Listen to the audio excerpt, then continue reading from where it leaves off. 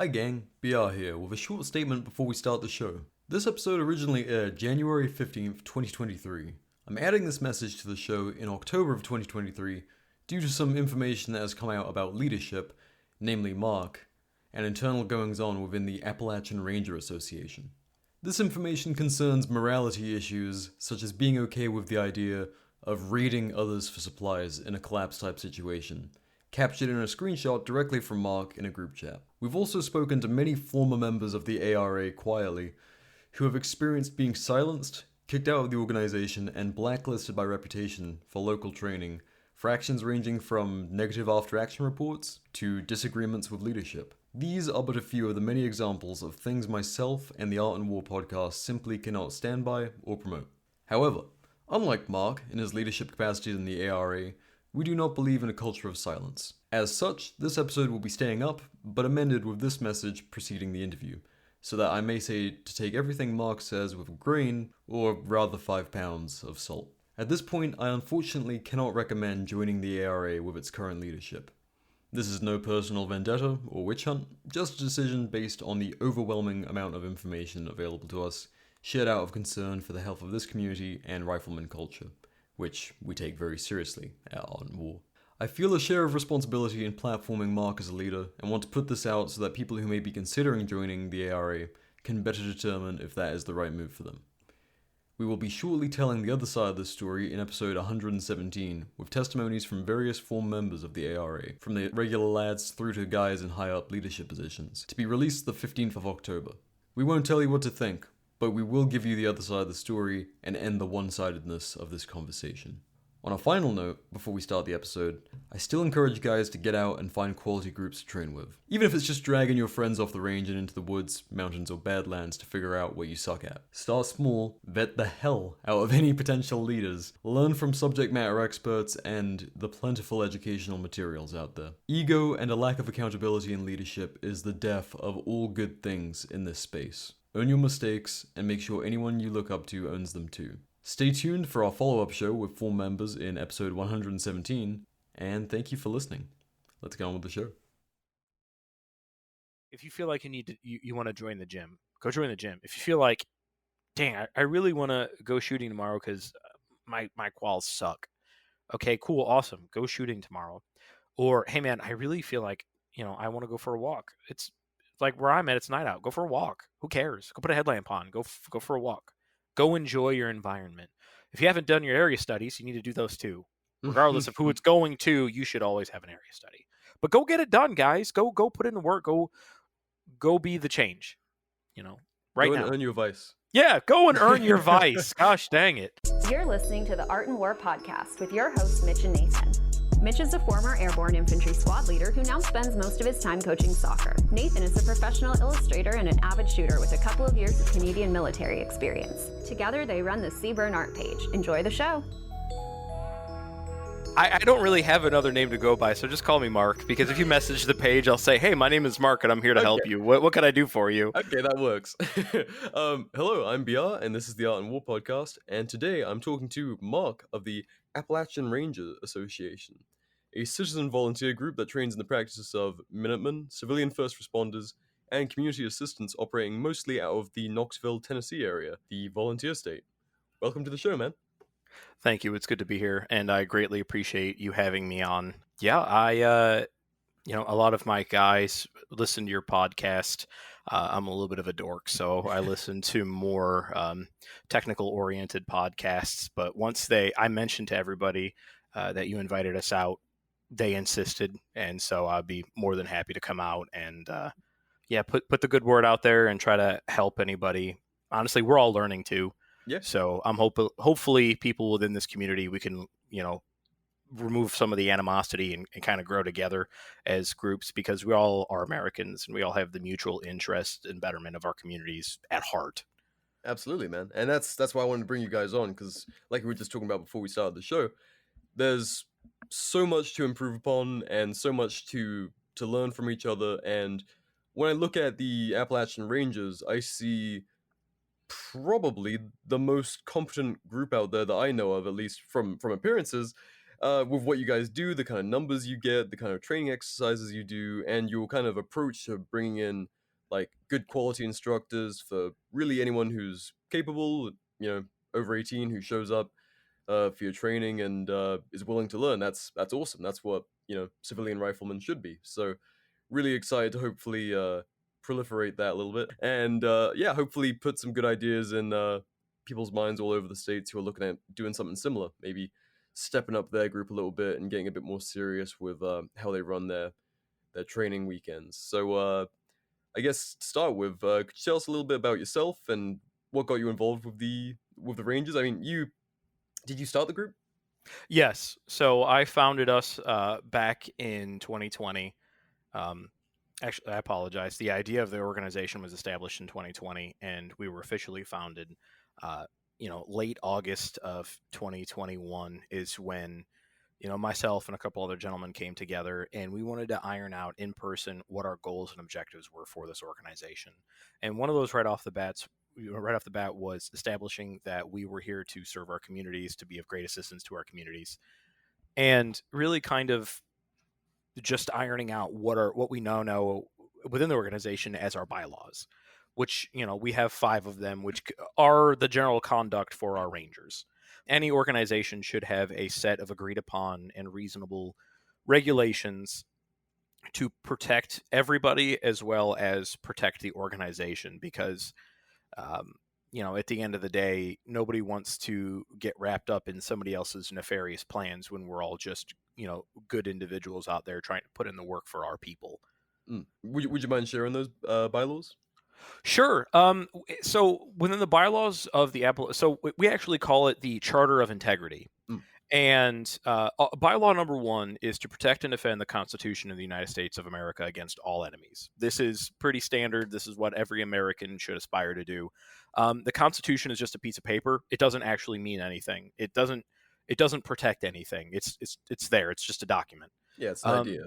Yeah, it's an idea, but I find it as a very respectable idea. I think that, without anybody actively seeking to protect it or preserve it, the paper doesn't mean anything. But as long as you have even a couple people preserving that idea, you're able to, you're able to abide by its truest intent. That is, the Constitution is what defines Americans versus the rest of the world, in my opinion. My family moved from the USSR in the 70s. So to me, I'm a first generation American, and that Constitution means the world to me because America is my home, and it's the land that my ancestors worked their butts off to come here. Number 2 on the Charter of Integrity: no individual as part of this association shall refuse without due cause to come to the aid of another member within their network. What this does, it expands our operational capabilities and makes certain that no matter where individuals go in Appalachia, they have friendly brothers that are there to assist them. You got a flat tire at 2 a.m. and nobody's going to come out to get you, but you got a brother that lives 45 minutes away, put it in the chat. We'll come out and get you. Text your call tree leader. He will send out the word and somebody will come get you so you can stay the night somewhere safely. It just makes people feel a little bit more comfortable so nobody is alone. That's our biggest issue right now, in my opinion, as Americans, is that we all feel so alone, and the hyper-individualistic mindset is something that will get a lot of people hurt. So knowing that, and it's not to be less responsible, it just means that, every one of our men needs to even be more ready. Like, always keep your kit bag together, because you never know when you might need to go pick up your brother at 2 a.m. or whatever, if you got a flat tire or something happened where his house burned down, as a good instance. We're able to rotate somebody between, a platoon of guys to make certain that their family's taken care of, that they have all the resources that they need. So that's just a general idea of Bylaw 2. Bylaw 3, the discrimination or harassment of any individual or ranger for any cause will not be tolerated. This one is self-explanatory. We don't care where you came from, who you are, or what you are, so long as you understand that you are an American, you are an Appalachian, and you're here to protect and preserve your communities. Other than that, nobody cares. I have no interest in anything else, because there's a lot of organizations out there that really are so hyper fixated on like what religion you follow, or what the color of your skin is. Like, who cares at the end of the day? Because that's that, you're automatically putting a wall up, and you don't even know this person because you're based off of self-perception. You're like, oh, I have an opinion and I'm not going to let this grow. Like, it's time to drop the internet memes and be an adult. All right. Because we don't always have the luxury of picking who our teammates are Or your neighbors. or our neighbors, and having that, it's like, well, I'm not going to go help them because they're so-and-so. And it's like, I don't care. That is somebody who's hurt, somebody who needs help, and we're going to be here to help them out. So number 4 on the Charter of Integrity: illegal activity as described by your state or federal laws will not be tolerated. This one is, don't do illegal stuff within the organization. Do not talk about doing illegal stuff within the organization. This is clear, because it's just one of those things that it covers our butts. And if we're going to be out here interacting with our communities, we need to make certain that we're doing it in a lawful, reasonable manner. If you disagree with a local law or ordinance or whatever, and you are not running for an elected office, you're kind of messing up, because you're reducing the opportunities to fix further things. Local government is so important. And this is like, hey, I disagree that, the speed limit right here is 25. Okay, go bring it before your local council. Say, hey, this is silly. This is nonsense. And boom, congratulations. You just fixed an issue that you had following a legal method, rather than thinking that you're going to solve every problem out here, at the tip of a barrel, because you're not.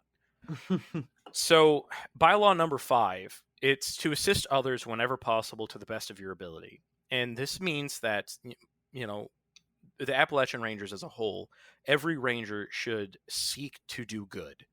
And it could be just a matter of paying attention to your local community and seeing that there's a crap load of trash that was dumped off by somebody at a local playground. Go get another ranger from your local area and go pick up that garbage. Go seek to be the change you want in the world, because we see a whole lot of people demanding, and not a whole lot of young people putting in the putting in the work to actually get it done. And nobody's going to hand you anything on a plate. Everything is earned. And if that means that you got to spend an afternoon picking up garbage, whatever. If that means that you're going to go volunteer at your, local kitchen during the holidays, you're going to sacrifice one Thanksgiving to go make certain that somebody is fed today. All right. So stuff like that. It's like, you'll spend what? I'm 30 years old, so I'm going to use that as an example. I spent 30 years getting filled up with Thanksgiving. I'm pretty certain I can sacrifice one to go help somebody fill up somebody's belly during that holiday. So, and at the end of it, it says these bylaws within the Charter of Integrity are a summarization and are subject to reasonable alterations or amendments. And what that means is, if there's something else that comes up that we realize that, hey, this is a matter of integrity, we need to add it. And myself within my leadership cadre will get together and be like, okay, guys, here's what I have, we should we add this or not, and we'll host a vote, and then if it's voted on, it gets added to it within reason. But so far, the Charter of Integrity is what binds us all. And if you break the Charter of Integrity, no matter what, you're out of the ARA. Obviously, if you're out here being racist, to an extreme degree, and you're just being ridiculous, and you think that, it's stuff like that, you're out because you violated bylaw 3. And, if you don't want to show up to help one of your brothers out, when it comes to reasonability, like if you've got nothing going on and it's in the afternoon, you're just being a couch potato and you're not showing up to help your brother, you're out. It's just to make certain that people understand that, hey, these are our governing principles and we're not going to budge on them. And so far since August, late August of 2021, we've only had one single person break the bylaws, and that's because they had an opinion about a female ranger. And it's like, okay, well, you're not even giving this person an opportunity. But it wasn't even an opinion that they were discriminating, that they couldn't keep up. It was that they were seeing them more as inappropriately.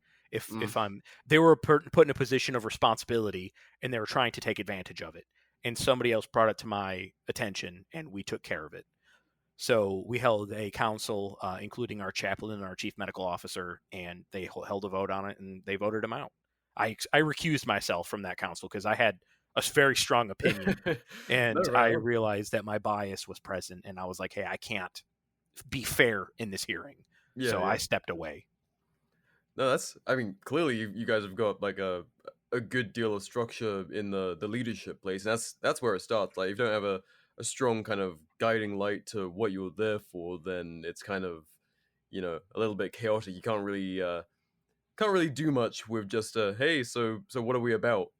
But it seems you guys have that very very much set in place, which is that's the foundation. Yeah, we're all still learning. It's the infinite process of, hey, we're not going to be perfect today. We're not going to be perfect tomorrow. We're going to be finally perfect when we're dead. So, just aspire to learn and improve and keep fixing things, wherever they come up, and think about what happens next year. So when it comes to development within the ARA, like I have a 5-year plan, and it's building a home for us. So our first year is done. That was our foundation year, where we're still learning all more about, what we need to be training on, what we need to be improving on. The second year is building the walls of our home. Third year is going to be building the roof and, putting all the insulation and stuff like that. The fourth year is going to be, making certain that everything works in the house. And then the fifth year is finally we're going to have a home to put stuff in. And that stuff is going to be the idea of the Appalachian Rangers into an exportable format, where people wanting to form their own organizations that are law-abiding, that are reasonable, and establish their own communities to support their greater communities, it's ready. It's ready to go. All they have to do is, grab one of our PDFs and say, hey, this is the library that these guys have put together through all their trial and error. This is what they know will work when it comes to the format, and they're ready to go. And that's not to say that we're not going to continue off of that, but I have quarterly goals, yearly goals, and a 5-year goal. So Hell yeah. I do have one caveat, and I hate to throw it at you so early, but what's up? The law abiding thing, I completely understand from the organization top down approach, but we do live in a time where, like, the simple practice of being civilian rifleman is constantly under threat from the law and kind of various regulations. Is that something that has been brought up at all with that particular regulation? So it has, and that's part of, we believe that local governance comes first. We're blessed to live in Appalachia, where we do not have governing bodies that are of the same opinion. And we also live in an area where individuals, and we have worthy lawmakers, where we know that I know my local representative. I can go have a conversation with them because I've put in that work. So I have my own personal political opinions, but the organization as a whole holds no political leanings, opinions, or ideas. We are just individuals that want to do good. So as the spokesperson of the organization, we as a greater whole will just continue to abide by the law. And we as individuals will seek to interact with those lawmakers to the best of our ability to positively influence them and communicate with them along constitutional guidelines. Yeah, no, that's fair. It's because I know that would be something that if I didn't mention it, people would be jabbing me about it. But I do think the overall group having no political leaning is absolutely the right way to go, because citizen riflemen should just be a part of American culture, like Correct. as it once was.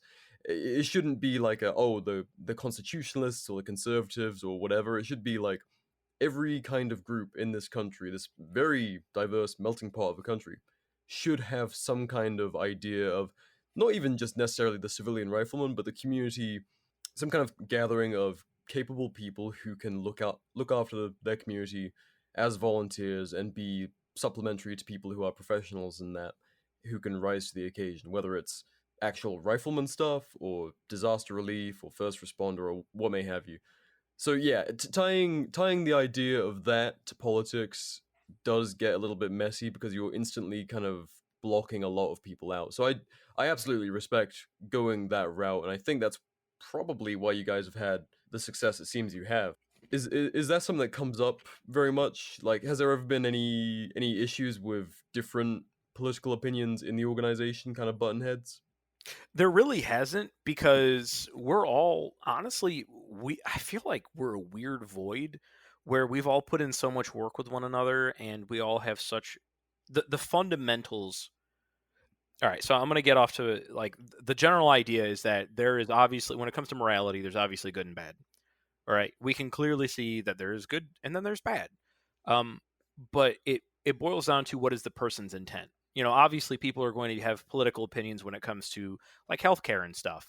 Like, there's a lot of people that are like, hey, this thing is kind of broken. We do need to make an adjustment, but we don't really know how to fix it. So, we're going to have opinions like that, but on the greater scheme of things, we're all kind of mellow. We all understand that, hey, what we do in our personal time isn't our personal business. And we do have a group chat that does kind of focus on political conversation, but it never gets disrespectful, where we talk about religion, philosophy, politics, anything and everything, like books, sharing and exchanging of ideas, I feel, and political disagreement, I feel like is such a fundamental American thing that it's like, if you have two people that didn't have a disagreement when it comes to some form of politics, would you really be an American? It's Yeah, like right. you get, so it's one of those things that I absolutely love. And we keep it out of our primary chats and we keep it centralized to that one area. And, when you join that, you can see that it's like, hey, this person has this opinion and this idea, and I think that's really cool. And I didn't know that before. So I'm going to adapt part of that to my philosophy until I'm presented with more information. And that's exactly the culture that I wanted to push within the ARA. And I'm glad that developed it on its own, really. I feel like the majority of people are fairly mellow. They just want to be heard out. They want to be understood. They want to be respected, because nobody knows the perfect way to do anything, but we all have opinions. And, we just take the good opinions and we throw away the bad opinions, and we'll just implement and see if it works. Yeah, I think that's much healthier than being like, hey, these are our ideas. If you don't conform to this, inside the square, you're out.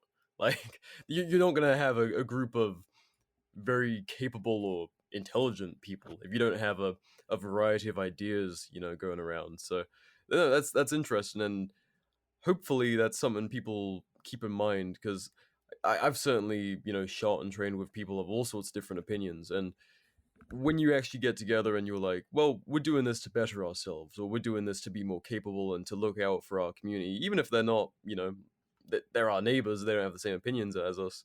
It's a solid place to have found yourself, and to hear that it's kind of gone off without a hitch is good to hear too. We have a lot of, I say we have a lot.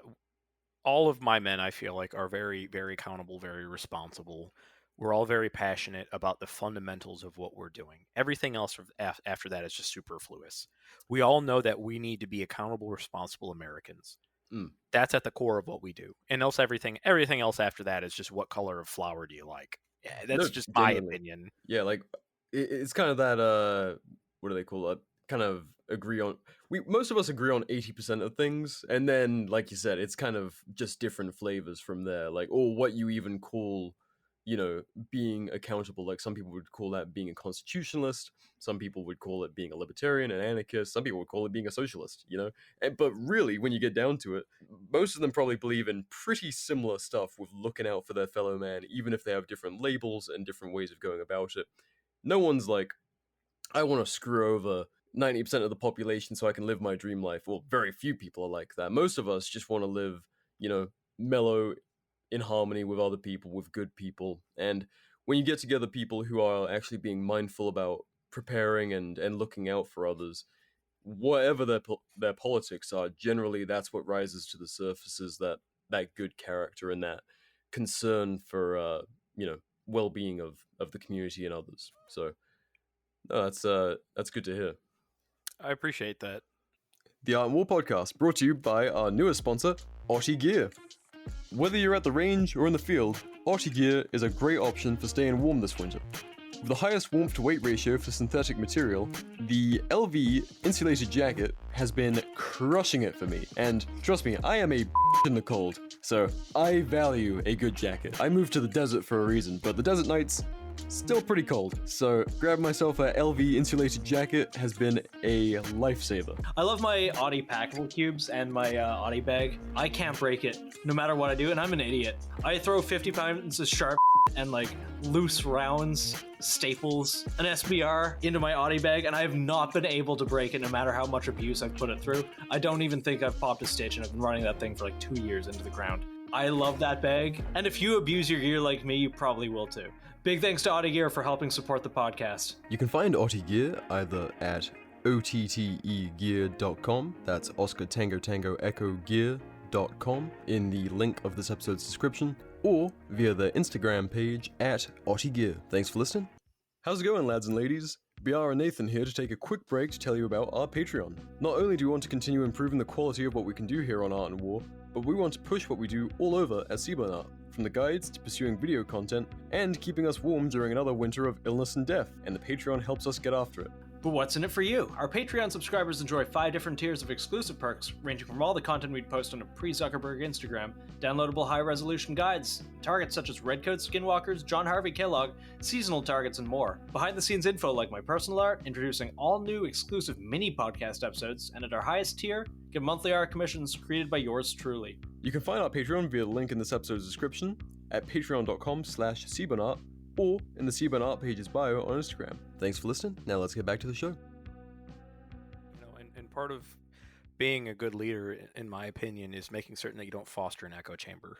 Yeah. That it's like there has never been a time within any kind of the ARA where if somebody's brought something forward where it's just been dismissed. It's in fact one of our standing orders. Our last standing order comes down to the safety of how we do things. Like, hey, if you see a safety issue, or any kind of issue with planning or anything, bring it forward immediately.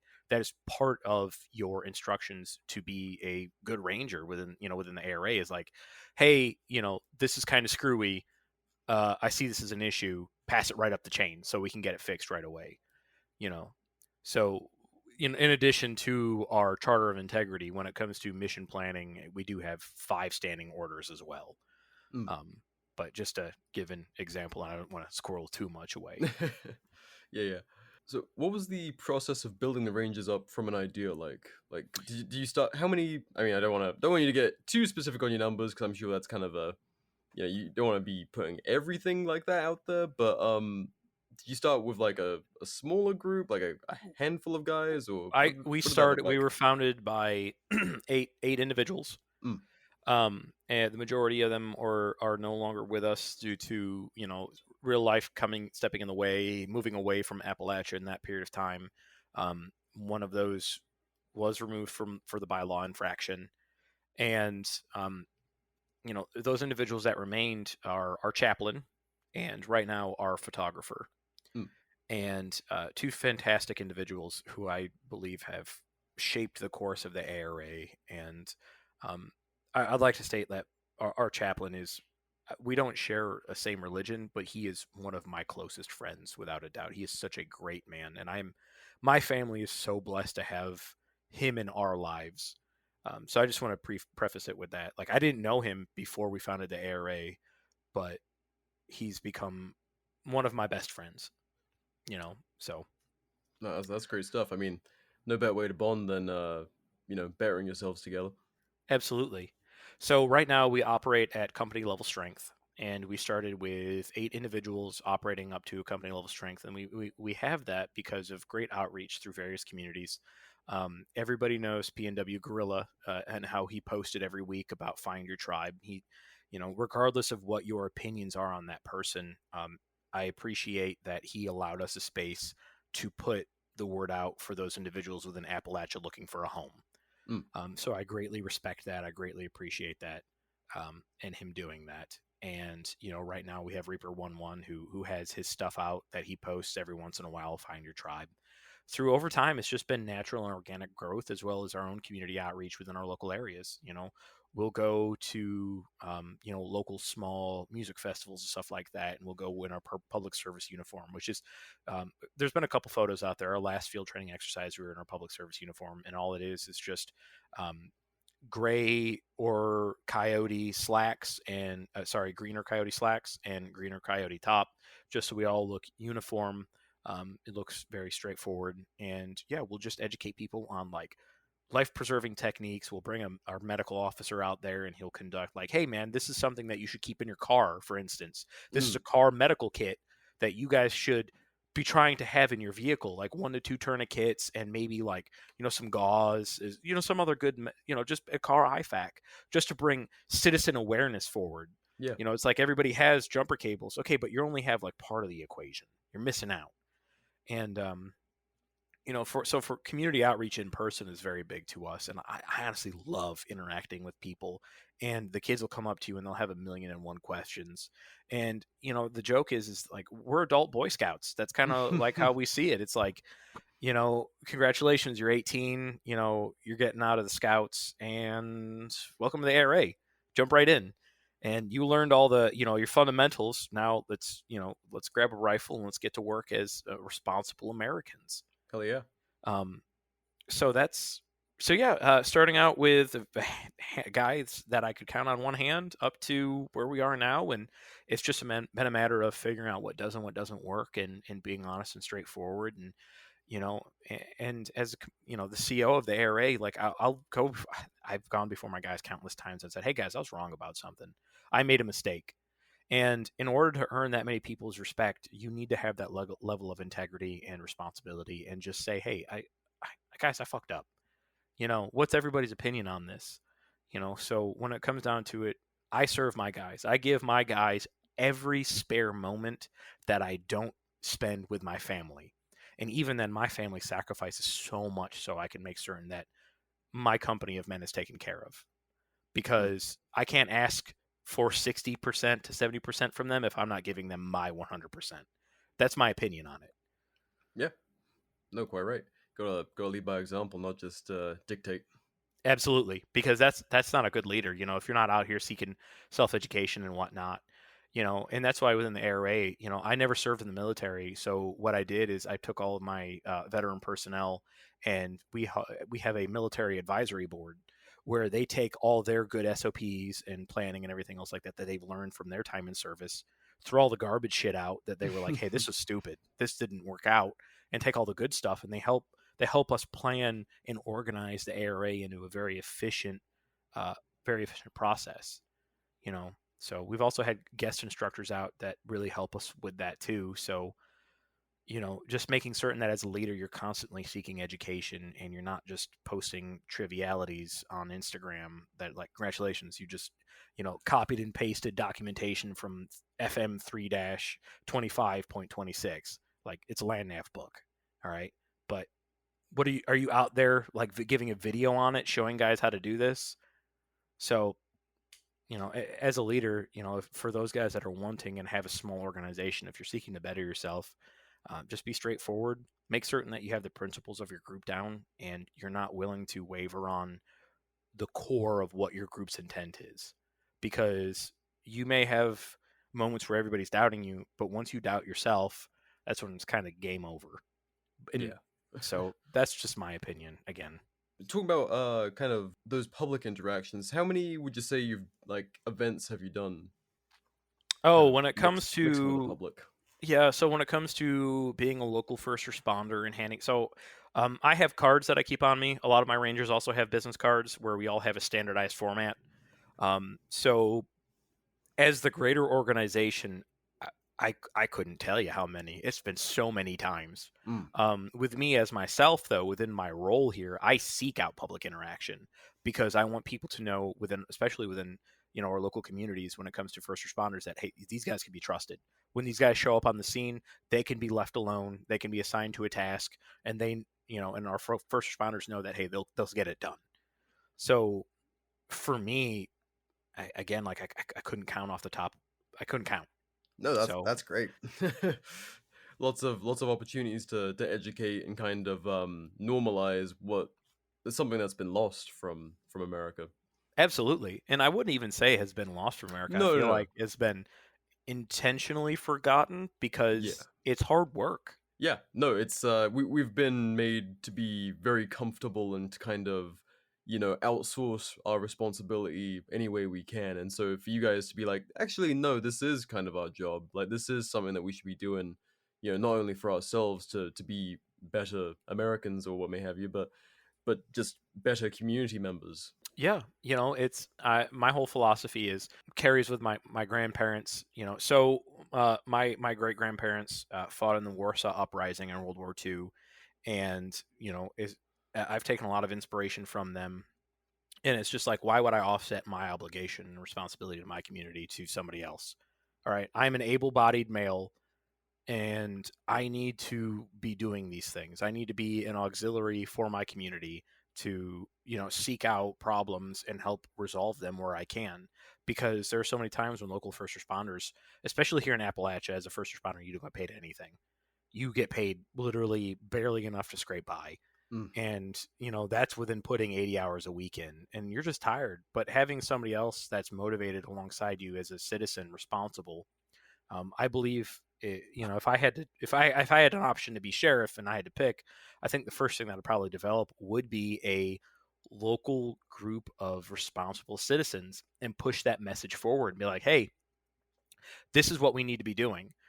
These are trusted people. These are guys that are good to go within your communities that I know that I could pull from, like the whole posse idea and philosophy, where you can be deputized, quote unquote, but instead of just teaching it like you have select responsibilities, literally every able-bodied man in the county really needs to be kind of mobilized.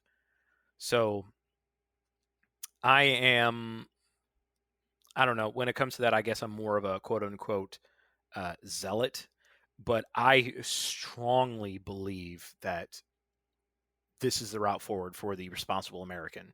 Yeah. And not like times are getting any easier. Yeah, I mean, if they're going to get more and more difficult, I see it as hills and valleys.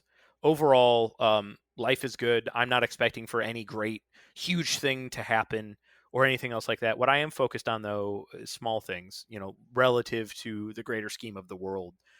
Responding to natural disasters where there's flooding or looting, helping with search and rescue opportunities to make certain that, in the event of, for instance, we just had a pretty bad snowstorm that happened, in the event that something happens that we know that we can go out, not a snowstorm, but it was a significant amount of snow for Appalachia where we are, and negative 20 degrees, where it's like, hey guys, be aware, be vigilant. If you guys need to get out and help with traffic, push a car or whatever, that's what I'm worried about.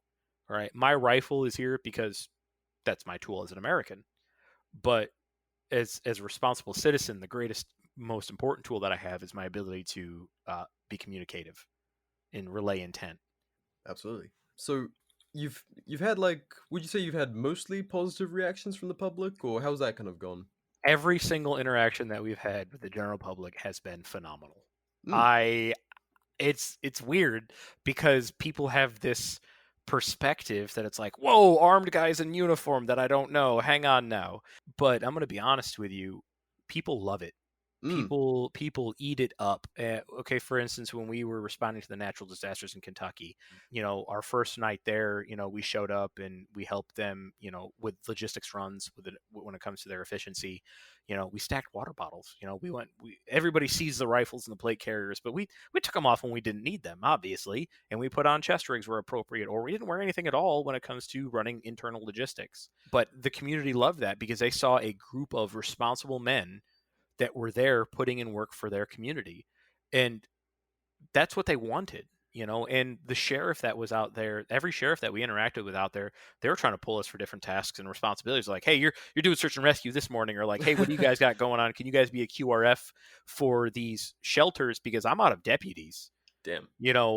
So, the first night there, as well as it got into the evening, we had to be a quick reaction force when it comes to the security of these shelters, because there was a couple individuals there nights prior where they were trying to prey on the individuals within these shelters. And it's like, hey, if nobody else is going to do it, the Rangers got you. Say no more. We're here. So that's why we would be wearing certain kit to certain places, because it's not that the rule of law was absent, but it's just that the role and responsibilities that we were tasked with was acting in official capacity by those elected representatives of the county. So especially when doing safety checks of areas where there's been ongoing looting, I'm going to be wearing a plate carrier. Oh, sure. And it's not like these situations just did not occur either, because everybody was showing up to, hey, I had this truck come and pick up this random item or go through this house 2 days ago, and they came back the other night and they kicked in a door and they had handguns on them too. So it's like, okay, I probably should have my equipment and gear ready to go. Yeah. And we would downscale when it comes to search and rescue. Like the second day there in the morning, we helped out county over with their search and rescue responsibilities. So we just downscaled our equipment and put on search and rescue gear, and we went out there. And I think a lot of people get lost in the sauce and they don't know what to take. And it's like scalability of equipment is key. Have somewhere to stow your rifles, but keep your handgun on your duty belt. Stuff like that. It's like a handgun is a defensive tool. I'm not always going to need a rifle unless I am in certain environments. And it comes to that, it just boils down to the professionalism. So I think that if you conduct yourself professionally, your community will have great respect for you, so long as you are making certain that you're putting in the effort and putting in the work to say, hey, I am trustworthy because I'm well organized, because I'm seeking training, because I'm from 4 hours away and I'm willing to give a shit about your community. You are my people and I'm here to work for you. So yeah, and you guys are very open about kind of what you're about, and you're not some shady organization. You're trying to be a supplementary kind of public service almost. Yeah, absolutely. And that's the way we see ourselves, is we are a volunteer first responder organization first and foremost, because that is what we believe that the Constitution is all about, being a volunteer first responder, regardless of whatever that emergency is that you're responding to. That's what you should be aspiring to become or learn about. And with that, it's understanding local laws and regulations, and interacting with that local elected representatives, regardless if that's the emergency management agency, your local sheriff, your local police agency. Like the sheriff's organizations out here know all about us because of our community outreach. So that's very important to us as well. So everybody wants to be a couple guys wearing multicam, hiding in the woods, pretending that the big bad meme is going to be coming to get them, and they're not even going and interact with the communities around them. So it's like, why? What is the purpose of what it is that you're trying to do, rather than you can just go trying to put the word out there and force multiply that knowledge and force multiply that good? Take your guys' knowledge and see a bunch of people who don't have that knowledge and try to sit down and just iron out a basic training packet that you can hand off.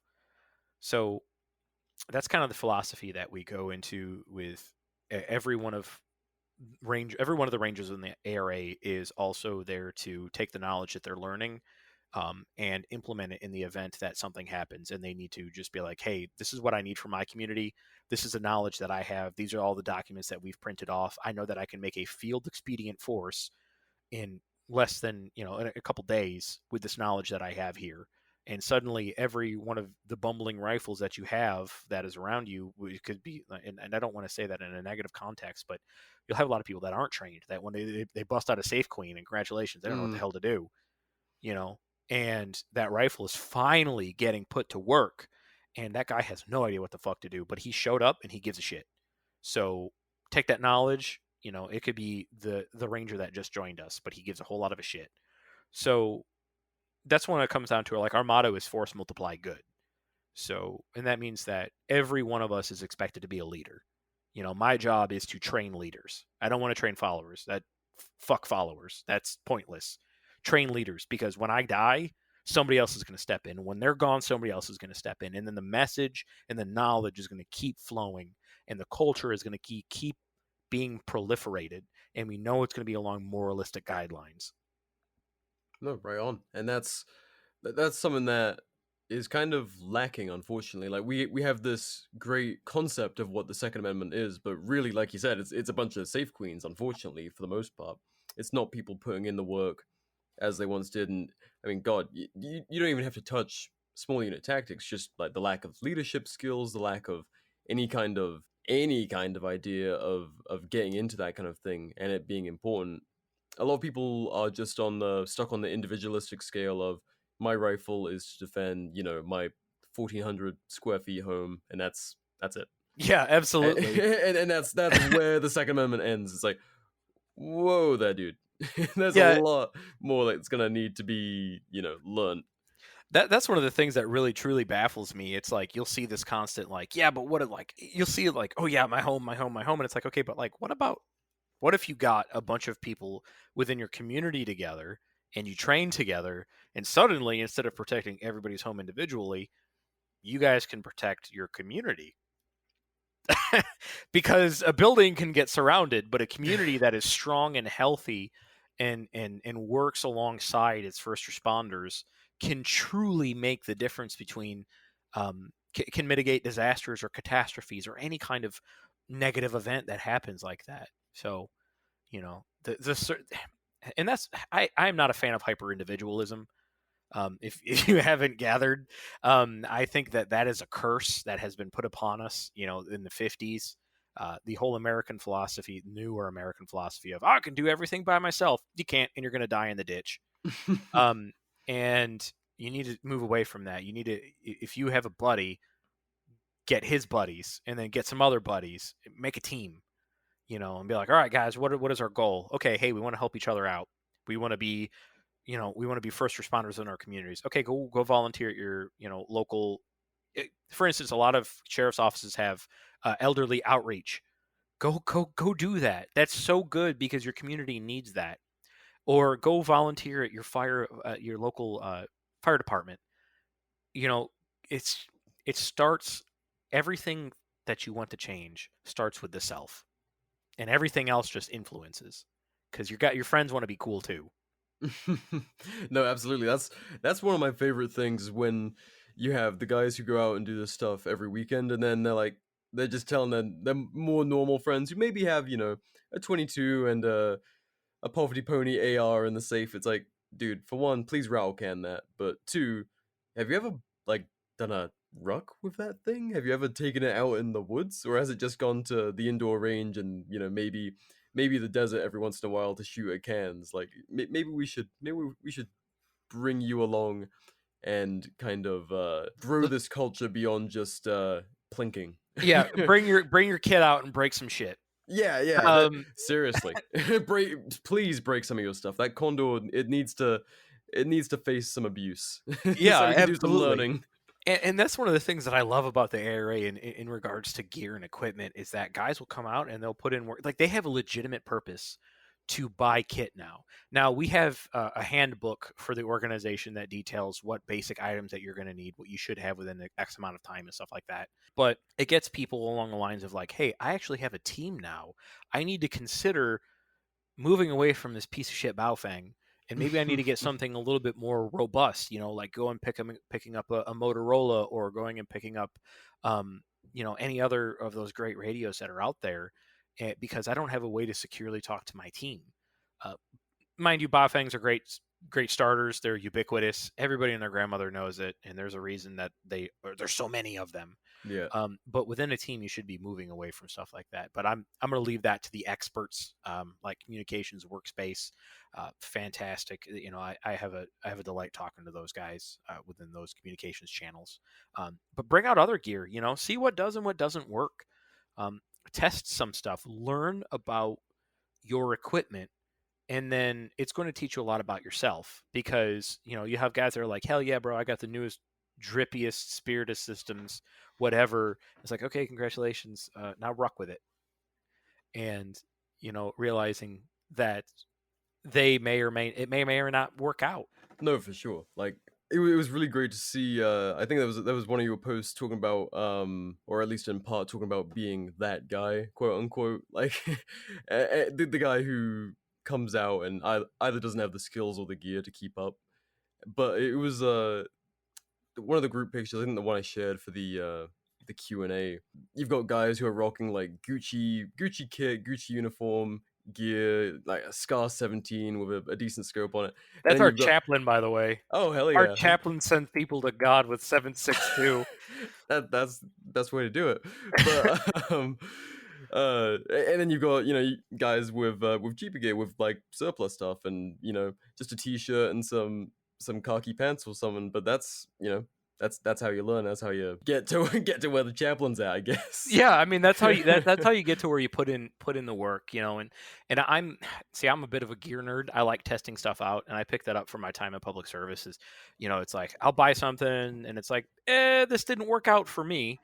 So I'll either recycle it and sell it within the ARA for like 20% loss, or I'll just put it on like tax swap. But I like to test gear out because I think it's unique. But I always tell guys, it's like, hey guys, if you have to buy something right now, buy something that's going to make your body not hurt in a couple years. Yeah. And that's why it's important to buy good kit. But at the end of the day, nylon is nylon. Such as, one of our call tree leaders, he runs a Condor kit, and he's also one of our medics. It's just fine. It does everything he needs it to do. It does what he's looking for on a budget. And that's all that freaking matters, is that do you have kit that works for you, that looks professional? Because I'm going to be honest, if your kit looks like a bag of shit, I'm going to probably tell you to take it off or do something with it, because in a public service environment, and that's where I'm always circling back to, interacting with the general public, I want the public to look at us and be like, those guys look really sharp. Yeah. Those guys look very well put together. That's something I wanted to ask about, and actually one of the questions from listeners was, do you as an organization make any conscious efforts to differentiate yourself from, say, 3%er and associated kind of groups? Because they will often look like bags of shit, and as a result, they get, critiqued for it, quite rightly so. You see some guy in, like, woodland camis with an ungodly beer gut. Doesn't look like he could run 200 meters without vomiting. And all of his stuff is from before any of us were born, and you're like, is this guy the militia? Is this what a responsible modern rifleman looks like? Like, no, he looks kind of like a joke. So yes, we actually have so we have what's called the Ranger uniform, or the public service uniform, and it's specifically for working with the public missions for the general public or PR events, and that goes into detail what you are expected to be in, such as I'm going to read just an excerpt from like our blouses, tops, and shirts. They shall be Coyote Tan 499, OD, or Ranger Green. Must be of neutral coloring. No T-shirts. May be required to be tucked in, and this is variable and mission dependent. Just depending on the situation, and it's just to make certain that, hey, I don't want you looking like a bag of shit, because if you're on my team looking like a bag of shit, I'm going to send you home, because I have no patience for unprofessionalism.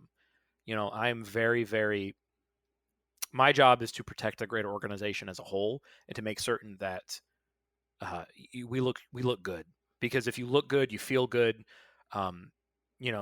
you're going to stop a fight before it even begins, especially if you show up and you're looking sharp and somebody's there wanting to pick a fight because they think this community is vulnerable. And all of a sudden they see these guys and they look really squared away and they're conducting themselves very professional. They're going to take their shit and they're going to move it somewhere else, because they don't want anything to do with that. And congratulations, you stopped something before it even began. And that to me is fantastic, because the last thing that I want to do is be required to use force on any individual when they're up to nefarious purposes or taking advantage of individuals in the public. If I can show up, have a conversation with somebody and de-escalate the situation, and they can just be like, hey man, maybe I was being kind of an asshole, I was having a bad day, I'm just going to go take my crap home. And it's that kind of stuff that's really important. And that's something that I did learn as a first responder in my almost decade of doing that. And I really don't like that term. What I do like is, the public service involved with that. And I'm very, very big on de-escalation. So that's where my primary focus is. And part of that is looking good, being professional, being sharp, because that's it. That's the key. And plus, man, you look good on Instagram too. And as Mike says, Grantham, it's like looking good is the most important thing that you could do. I think there is a lot of truth in that. Like, the grubby misfit group, like, no one's being like, I want to be like that guy. Yeah. And I want to bet myself to be like that dude. That they're not. They're like, that guy's gonna be in a meme. And the guys who are squared away, like, everyone's gonna be like, oh, I would like to get to that point. I would love to be that guy. just different worlds of preparation and kind of mindset, like you were saying. Absolutely. So it's like my time as a first responder, that was looking good was the majority of what could stop anything. And we have a lot of guys, even if you're listening to this and you're a corrections officer, you know that if you look good and have people's respect, you can make that cell block a nice environment. I'm not going to say the Q word, but you can make it a nicer environment than what the other person left it as. But yeah, I mean, there is the psychological conditioning behind actually looking good, being professional, and having gear for a mission. Because it's like you'll see a lot of times on tax swap, it's like, I'm in my mom's basement eating tendies. And it's like, no, you have fucking kit and you want to kind of meme about it and pretend that, you don't want to go out there and put in the work. But it's like you have all this shit and you're not willing to go out there and actually put it to good use. I'm going to consider you a shitbag. If you're an adult man and you own a bunch of kit and you're not actively seeking to put it to good use, regardless of what it is, if you're not putting it to work, what the fuck are you doing? No, you're playing tactical dress up. Yeah, that's all it is, and you could just play armor for that. A lot cheaper. Yeah, a hell of a lot cheaper. A damn well lot cheaper. So we do have a public service uniform. We do have a field uniform as well, but that is looser. A bit more mission dependent. A bit more mission dependent, but we also conduct PID through multiple rotating analog means. And that's just following along with quote unquote analog encryption. So we just do things that way. But yeah, so we do have that, and uniformity is very important to us when operating with the general public. Yeah, no, I think that's important because right now we are really, I feel, at a crux where there is such an opportunity to really further the cause of this kind of mindset in the community and differentiating ourselves from, I'm going to call them like a past generation, really, because most of those guys are like, they're on some kind of heart medication now. They're probably using walkers. Like, a lot of these guys are not capable and haven't been capable since at least the 90s, if not their prior service, when they were actually held to some kind of fitness standard before deciding to go play in the woods, But yeah, to tie on to that real quick, and this isn't to shame anybody who is out there actively like, okay, dude, you got fat on you right now because of your career or because you're getting older or because as a teenager nobody ever taught you about health. Go out there, and if anybody is shaming you, they're a shitbag. Because if you're out there and you're putting in the work and you're sweating and you're trying to improve yourself, I don't give a shit about how fat you are right now. What I'm worried about and what I'm concerned about is how much of an awesome person you're going to be in a couple months, in a year, because it's going to practice that mental discipline to put in that work. So ignore what anybody else is saying that's negative about this. All right. You got this. Anything that you want from life, go and get it, man. Absolutely. I mean, we make some fat jokes on this show, but yeah. But on the other side of that, on a serious note, we always say, fat is a mentality. Like, fat is a mentality. You're damn right. You can be skin and bones with a beer gut, and if you're just sitting there on the couch like doing fuck all of yourself, yeah, you're fat. And if you're 300 pounds, but you're at the gym every day or every couple days, whatever, you're working on yourself, you're trying to improve yourself, I don't consider you fat. If you're at the gym, like trying to work it off consistently, you're trying to do something to better yourself, to be healthier, you're not fat in my eyes. You're doing something. Absolutely. And those people, need to be pushed, and they need to be encouraged, and they need to be reminded, like, hey man, your brothers are behind you. Like, we have, guys in the ARA, they're like, hey man, I'm trying to improve on my fitness. And we have an entire conversation channel dedicated to personal fitness. And, it motivates guys to get out there and put in the work. And we have seen so much great change, especially health-wise, through a lot of people within our organization, simply because we promote an idea of, we don't have fitness standards. We have personal health standards that you should aspire to have. It's like personal health decisions, and it's like, okay, cool, awesome. Obviously, if you join us and you're crazy obese and you're not putting in the work, we're gonna have to have a come to Jesus. But if you join us and you got some fat on your body that you're trying to work out, but you're fucking showing up every single field training exercise, you're going to body failure, hell yes, keep on rocking it, because I will support you 100%.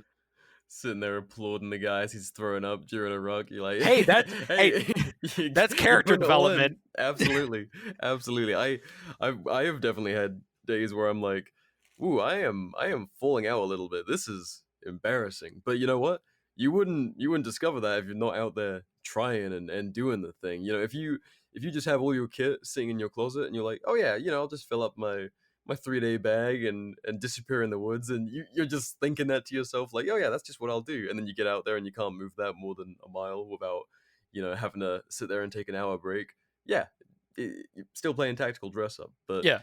if you're actually out there pushing yourself and being like, oh, that is my limit. Holy fuck, that's not good. We need to do better. Because that's Like- not going to be your limit tomorrow with that mindset. Yeah. That's your limit today, right here in this moment. But that's the beauty of life, is that tomorrow, it's another day. And congratulations, man, you made it. And guess what? You learned a little bit more about what you're capable of, because tomorrow it's not going to be the same. Tomorrow you're going to go a little bit further. Because in a year from now, congratulations, you are rocking it. You are. No, for sure. So I apologize. It's making me a little bit animated, but it's one of my most exciting things, man. I love seeing character development. No, that is the best part about doing any of this kind of stuff, is when you see the guys that actually, they don't make the excuses, they do show up routinely, and you see them go from, you know, like I've seen people over the years who I've been shooting and training with go from, you know, having that extra weight and being kind of a little bit uncomfortable about it and kind of doubting themselves. And, you know, it affects everything. It's not just your physical health, it's your mental health, your kind of idea of what you're capable of. And then they actually go out there and see where their body's at and see, you know, after a little bit of time, what it can get to. And they're like, oh, that improvement was well earned, but like I'm a different person now. And another year of this, holy shit, who knows? Yeah, you're gonna be a rock star, man. Yeah, seriously. And you know, the only way to do it is just to do it. You know, it sucks, and that's why, you know, a lot of guys will have this philosophy circling to. I know we're on health right now, but it's also along the lines of, on addiction. You know, like if you're addicted to nicotine, such as I used nicotine for 9 years, you know, and one day I woke up and I was like, this is fucking stupid, and I just stopped. And it's just, you could do whatever you want as long as you put your mind to it. And it's a little, okay, to kind of call myself out, on field training exercises, I do enjoy 1/2 cigarette. That's for me. I only go for half and I toss it away. And, you know, it's just one of those things that it's like, as long as you practice discipline in regards to everything that you do, you'll be okay. Because, you know, once you give into the addiction, like, hey, man, nobody's saying that you can't enjoy some Doritos, dude. Just practice moderation. Nobody's saying that you can't enjoy your pipe tobacco, man. Just practice moderation. You want to have a beer with a couple of buddies, be accountable, practice in moderation. That's all it is. Nobody's saying that you can't enjoy. Obviously, don't go do meth. Don't ever do meth. Don't ever do heavy drugs, please. Not even once, kids. Not even a little bit. But you know, obviously, you know, stuff like that. It's just moderation, man. It's just got to get into the mindset, you know. No, for sure. This episode was brought to you by AWS, Advanced Warfighting Solutions. We use the out of their gear here at On War. Everything's made in North Carolina, and they make everything. Everything. I'm a big fan of their SMU war belt, the snack pack, their assault pack, their plate carrier. Kind of a big fan of everything. And they've been around for a long time with a lot of hard use kit. Overseas and here at home. Sorry, I'm just reattaching my foot. Sorry, it'd come loose. This is my fidget spinner, okay? I know.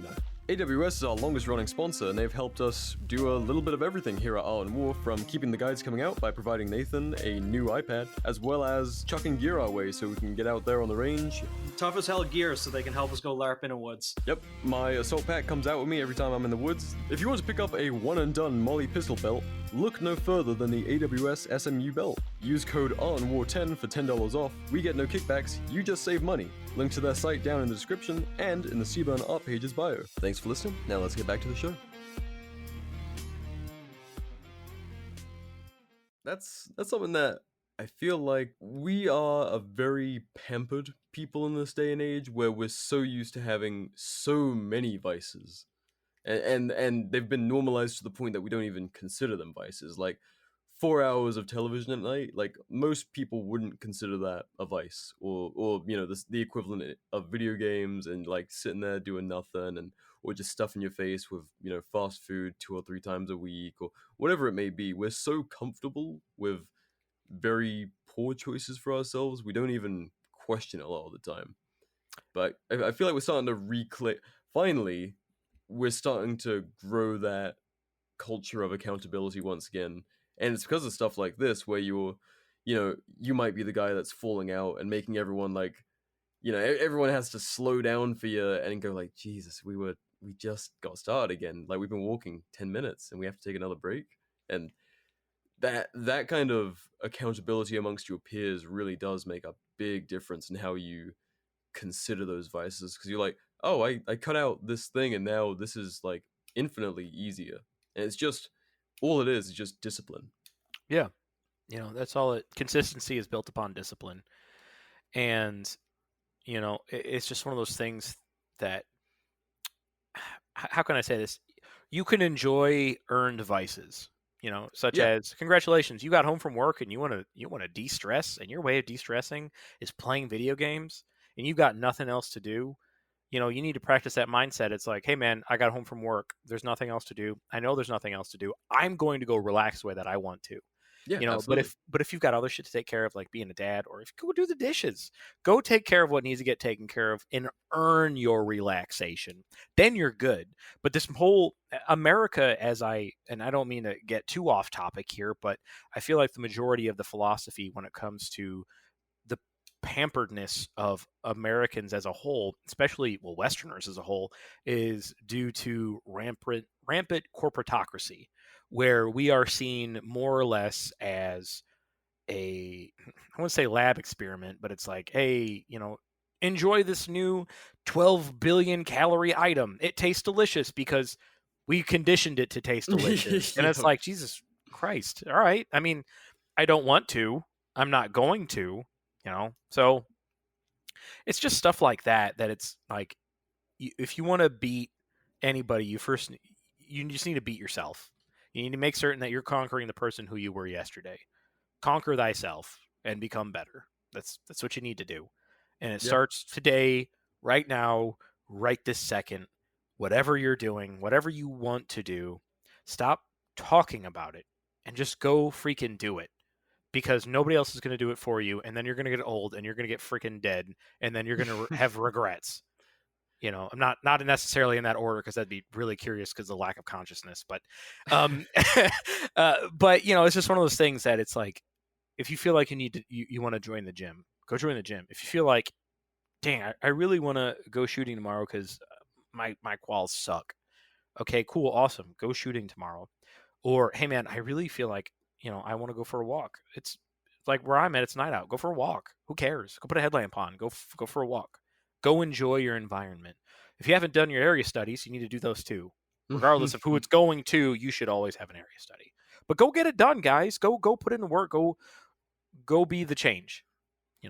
Right now. Go and earn your vice. Yeah, go and earn your vice. Gosh dang it. That's what you need to do. Go earn your vice, TM. Oh my gosh. I'm gonna start a multi-billion-dollar company with that now. Earn your vice. Yeah. No, I do love that thinking, because I don't know, I enjoy a joint from time to time, but you know what? If I just smoked myself into oblivion every day, I would get fuck all done. And there's a whole culture of that. Yes. That is like a person's existence, and that's terrifying, like, absolutely. And so many people, they have that for all sorts of different things, and I refuse it, and thank God there's other people in that kind of same. I think a lot of us are coming to a realization about that, where it's like we really do need to be more responsible for ourselves, and I don't know, like, just set ourselves up for more success. Like, people have done so much stagnation the last few years. A lot of people are like, I am going to really step up my game and really get away from just, like, not progressing myself. Yeah, and to circle back on that, it's like, one of the biggest things that I feel is that the philosophy that you're not capable of enjoying things that are pleasant. Obviously Yeah. you said that you enjoyed, recreational marijuana from time to time. Like at the end of the You're day, like, good lord. it's like, who cares? I don't give a crap what another adult is doing. What my only concern is, all right, if I know can I call this person in an emergency and will they show up? Oh yeah, yeah, yeah. That's where my concern, or hey, is this person accountable? Because if there are, I can never tell another adult what to do with their personal life, but I care how it impacts me. And I know that you have a great mindset and a great philosophy that obviously you'd be a good asset for your community because, I don't know. I think that mindset is good. I think that mindset is fantastic. Such as there are, if I'm going to drink a beer or whatever, I'm obviously going to let my XO know, like, hey man, I'm probably going to be out of service tonight because it's my wife and I's anniversary, and we're going to go out to dinner, and I'm going to have a little bit of whiskey with our meal.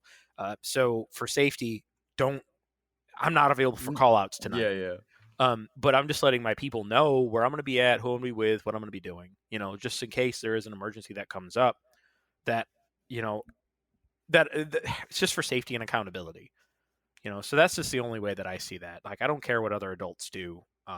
I just want to make certain that my people are good, and that's where my concern is at. And I don't have to bail anybody out of jail. No, for sure. Because that's the consistent meme. We don't do safety briefs or anything unless I'm doing it as like a complete joke. But we are serious about it, though. It's like, hey man, if you're going to be out and you need somebody to drive you home, call your call tree leader. For our military guys that don't know what that is, a call tree leader is, think of our call trees like platoons. So it's just a platoon leader. So Yeah. Call him. He'll get you a ride. You'll get somewhere safe. You won't get any chewing out because this isn't the bullshit military. He's your brother. He's there to help you.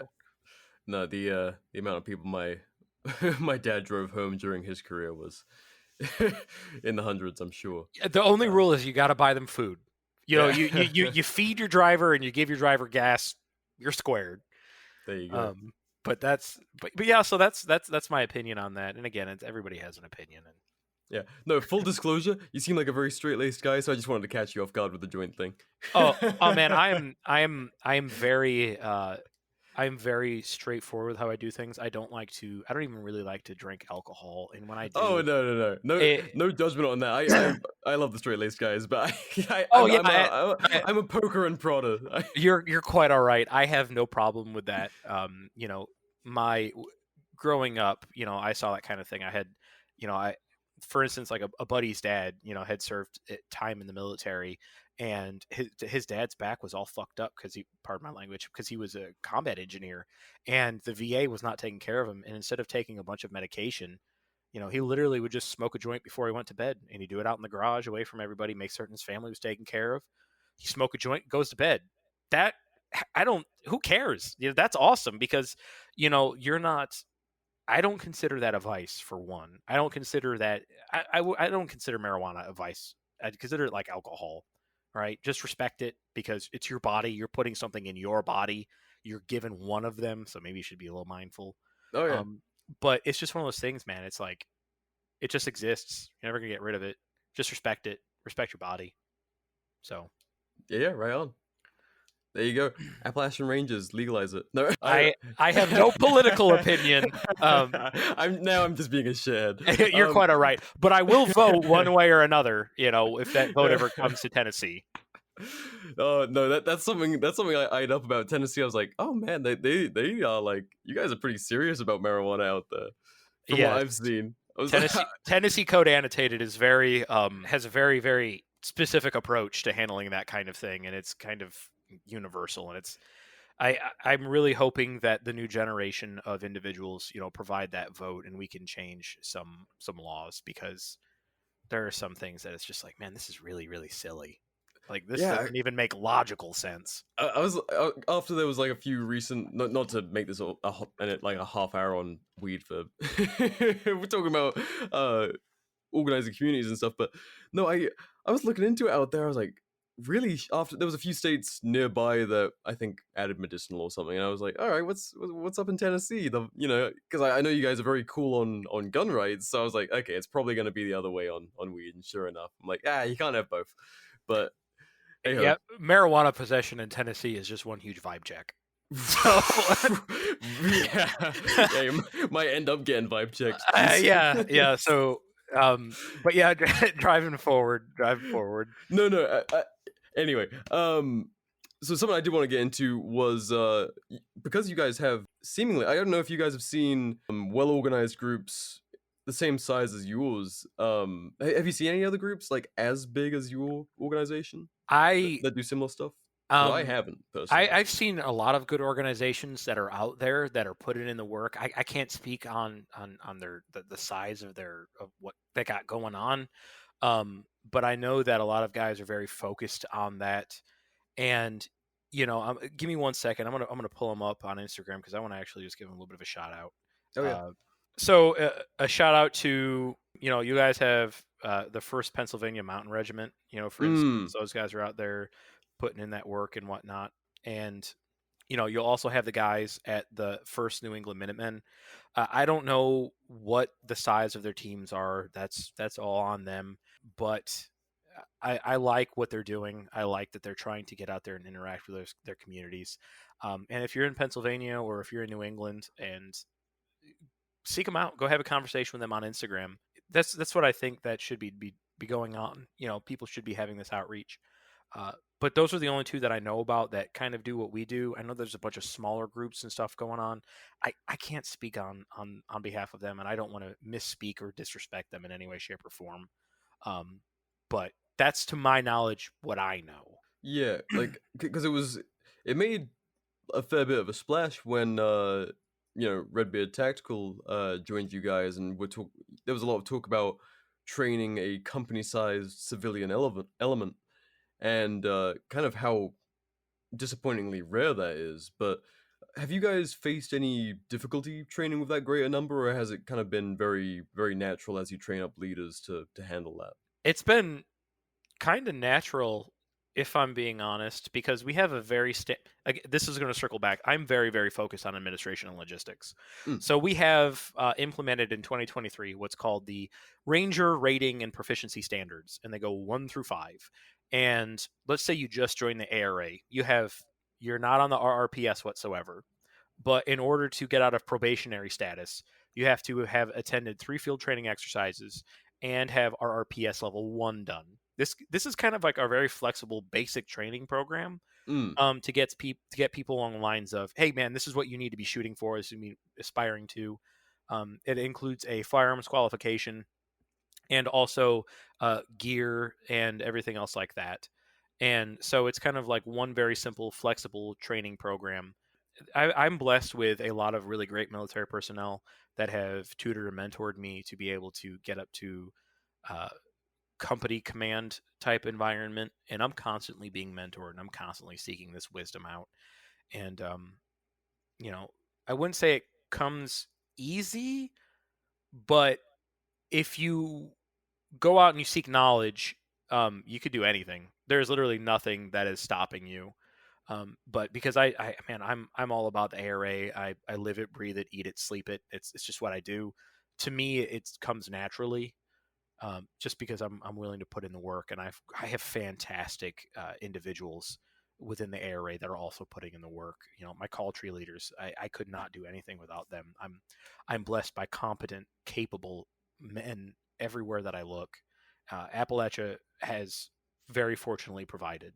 Has given the ARA some of her best sons. I love to hear that. I definitely know a lot of good people out there. I need to visit. I've never been to Appalachia. But, well, I think that when you come out here, we'll coordinate. We'll get you onto an FTX. Get you out, get you dirty, have some fun with the boys. In these mountains. Need to. It's good that the progression of what you guys do, like you said, you're generating leaders. You're not generating followers. So as the organization grows, the people, as they stick with it, they're going to be able to go from being like, oh, I'm now a rifleman to a leader of riflemen. And then as more people come in, kind of, it's just going to naturally progress and grow. And you guys are going to flex to meet more people coming in. Absolutely. And that's the overall goals and ideas. And, we'll have specific. So we treat the ARA as just one big company, and we're going to have specialized, things for people to do and everything down the line. An example of that, we have an engineering corps. Mm. led by a fantastic Army engineer. And he's a great man, and he has a whole lot of passion about what he does. But we cover like the citizen mindset of it, like. Engineering might be, hey man, you need to remove debris from this house, or hey, you need to, put up sandbags because this water line is rising and getting crazy, or hey, this road needs to be cleared. Let's get our engineers out there and get this squared away. That kind of environment. And, they are enablers of the greater company as a whole. And, that's also one of our, so we have a tab system where individuals can go and they can seek this knowledge, and they'll be able to earn a tab. And that is to let everybody know, like, hey, this person has sought out additional knowledge. They have gone through the training. They have earned it. And, I know that I could call upon and trust this person to get this task done. Plus, it's a matter of, envy, where it's like, oh, man, it's a really cool tab. That class, though, is so difficult. That training is so difficult, though. And it's like, yeah, but I stuck with it, and I earned it, So. No, that's the future. Like specialization. Like it's great to be a rifleman, but when it comes down to it, how much good is a rifleman in peacetime or all the rest of it? Any other time when you're not in a gunfight, like you need to be able to be more than just a rifle. So that's something that I've seen people gradually start to talk about a little bit more is specializations. We've had people talking more about uh utilization of drones and stuff, and the engineering thing is like definitely very important, especially in this country where we're seeing things like power grids being shut down and all that kind of thing, where there's going to be lots of fallout from natural disasters and sabotage and things like that. You guys being able to step in and have a little bit more than just on hand to help, but actually maybe do repairs and make things a bit safer for people. That's a big thing. Absolutely, being able to provide our own house solutions, to problems as they arise, in order to, or even to help within our communities in any way, shape, or form. It's something that I don't know. I love seeing it. I love seeing it happen. I love seeing it occur, because I know that one day, like, they might not be grateful for today, but they might look back on it and be like, dang, I'm really glad those guys showed up and they helped us out. So regardless of what it is, we're here to serve our people. We're here to serve our communities. No, I love that. So going into the new year, you mentioned kind of your first year was basically getting set up. Do you have any kind of concrete plans for the general idea of this year's direction? Yes, I do. So I actually have a 5-year plan implemented. I know, in communist China meme. But the goal is to, in our 5-year plan, to have a home for us when we are finally done with our basics of our work. And that home is going to be the location. It's going to be our philosophy of pushing the American first responder out there, the citizen responder. And first year is foundation. The second year, this year, is we're going to be building our walls, and that means that we're going to be improving our overall, developing further SOPs, establishing schools within our organization to handle specific tasks and functions, such as Like the engineers. like our engineers or our reconnaissance group, stuff like that, or drones, because we might not have aircraft, but right now we have a couple people that do Right have their now. licenses. Yeah, we have a couple people Damn. that do have their licenses, but we're scaling and being prepared to support them logistically, even if it's for a very short period of time. We're still able to sustain that to some regard. We're trying to just keep it not flashy. We're not trying to flaunt what we're doing. We're just trying to keep it very straightforward, very simple, very methodical, and implement things as they come along where they're possible. But yeah, the second year, man, is going to be us increasing our level of discipline when it comes to field training exercises, taking a lot of wisdom from a lot of great people out there, including Redbeard. I don't know if he wants me to say his actual name or not. I have no idea, but I, I think he went by it. Yeah, he went by Felix Okay. when he came on our show. Okay, awesome. Well, so Felix, we're gonna establish a mission to go abduct him from Germany, and make him an American. But he's going to be a consistent when it comes out to our field training exercises. He's a fantastic man, and we're very blessed to have him as an educator as well. But I don't consider him just an educator. I consider him like he's truly one of us. He's one of my brothers. He's such a great guy. No, and it's funny being a Brit, like seeing a German kind of with that same mentality of like, this is something that people should be doing, not just the military, but this should be just a part of society. Not to put words in his mouth, but his actions kind of speak for themselves. Kind of sharing this knowledge with you guys and helping set you guys up for success as he can. With, I mean, how long was he visiting for? Like just a field exercise weekend, basically. Yeah, he was there for other purposes. We went and Yeah. borrowed him from the guys at Crossfire USA in Charleston, and we went out and picked him up because he was like, "Hey, did I miss the field exercise?" And I'm like, "No, brother, you didn't. It's in the morning." And he was like, "Oh crap, okay." And me and my firearms instructor, we drove out there and we went and snagged him, and he attended the field training exercise. He had to leave that Sunday, unfortunately. But next time he's out, we're going to be planning to spend a little bit more time, like personal time together and everything else like that, so he can come out and mingle with the boys, and we can get dinner, and we can actually just just be brothers, just enjoy the camaraderie, and then then put in the work that weekend. But I don't want to speak to when I'm going to see him next, but it's going to be Q1 of this year, so just be on the lookout for when that gets posted. I don't know if he's going to take his usual payment of a Pale's cheeseburger, but I'm hoping that he does. But I don't know. I'm really eager to get him out and give him a hug again. So no, that's excellent. It's great to see, like the people, like I said earlier, like it's regardless of where you come from, and also kind of what you guys are about. It's just good people with that, I would say, the right mentality, coming together and being like, oh, we're both trying to proliferate this. We're trying to spread this message. We're trying to make this more a factor of our society. And the way that those people are just kind of just naturally finding each other, because it's a little bit niche right now, but it's changing rapidly. And thankfully, that is, I really do think the right people with the right mentality and the right drive for this. It's not being half-assed. Like the people who are doing this stuff are really like pushing it. Yeah, you need to be about it. People need to stop just talking about it. People need to stop just posting random shit on Instagram that they read in a military manual 20 years ago. And you need to actually just go be about it, because none of that's going to help you out if you're not actually developing a team. Words are words, but putting in the work and actually getting out there in the field. What is it, like real G's move in silence? Like, you're not going to know that these guys are actually doing shit until you see it. And they're like, oh, well, all right. They are actually about it. And that's the biggest, most important thing to me. It's like, I'm not focused on what anybody else has going on. I handle my men, my Rangers, and, I make certain that we're all taken care of to the best of my ability. And other people that are wanting to be leaders out there, they need to be doing the same thing. Less posts on whatever about stupid nonsense, and actually like getting out there and sharing and proliferating that knowledge that they've obtained with others. Oh, right on. So aside from we talked a little bit about kind of the aesthetics and kind of interactions with the public, but aside from uniformity, do you have any advice for like-minded people and groups to be better with public perception of civilian rifleman groups? Yeah, pick one of your best speakers and have that person interact with the general public. Every single thing goes through that person. Literally, dedicated PR guy. Absolutely. And they need to be the best speaker that you have. I don't care who it is or how it is.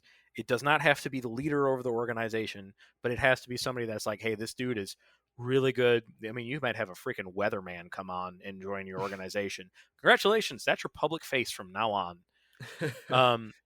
So that's their job. So if I had to give a little bit of advice, one, establish who you are, be professional. Don't literally blabbermouth about every single thing, but less tell, more show. No, absolutely. There's a lot of preaching, but significantly less doing. Yeah, it's changing, like I was saying, but definitely still a lot of preaching from the pulpit and not actually getting out there in the mud and being like, hey, I can do this. Yeah, and that's, I completely agree. And people will have their presumptions and their ideas and everything else like that, but get out there, man. Get out there, put in the work. And if you don't, and if you're not working to establish your team, you're just going to feed the ditch, and the ditch is hungry. The ditch hungers. Brutal but true. Yeah, you can't escape it, man. Like, okay, everybody's gonna die one day, but holy shit, you're gonna be able to pick to the best of your ability, or at least influence when that is. But don't think you're gonna go out there in the woods by yourself like Rambo, and because you're gonna just piss your ass out and you're gonna die because you forgot to filter something 17 times. It's just stuff like that you got to be cognizant about and be aware about. Oh yeah, it's the difference between taking someone out who's been living in the woods every weekend they can for years, and someone who's like, yeah, I'm gonna pack like a 30 rack of beer, and in the dead of winter I plan on I plan on using a summer weight sleeping bag and all that kind of thing. Like, good God. So what I was gonna ask about was, and feel free to skip this if it's too in all of you guys' business, but when you go training, I've seen you guys using some great spots, like mixes of abandoned buildings and stuff. Do you guys train on public land or private land, or what's kind of your setup for those spaces? That's a big problem for people. Our training environment that we have utilizes all available resources. I'm not going to go too into detail about that, but be aware that in a lot of states, public land is open for you guys to train on, including shooting. Literally just contact your state wildlife management agency or whatever it is that you guys got, and just be like, hey, do you guys permit shooting here? No, but we permit shooting 10 miles down the road. Okay, cool, awesome, great, thank you, I appreciate that. Just to give you guys a heads up, we I do plan on shooting out there, so if you guys get any calls or whatever, this is the thing, is like everybody wants to be like super secret ninja or whatever, but the very first thing that I did before I started, we started training in the several locations that we do, is I wanted to make certain that I went and I interacted when I met that sheriff. Because if we're going to get any calls out there and they're going to be like, hey, there's guys out there doing stuff, and it's like, yeah, I literally know them, they're good. I'm not wasting anybody's precious time, any first responders' time, because they could be out there doing other shit rather than coming and interacting with. Now, mind you, I think that they want to come out and hang out with us. We've had that once or twice before where they show up and be like, hey, what are you guys doing? And they're like, hey, we're out here training. They're like, can we join? And I hand them a business card. I'm like, yeah, put in an application. Join the ARA, kind of deal. And a couple guys did.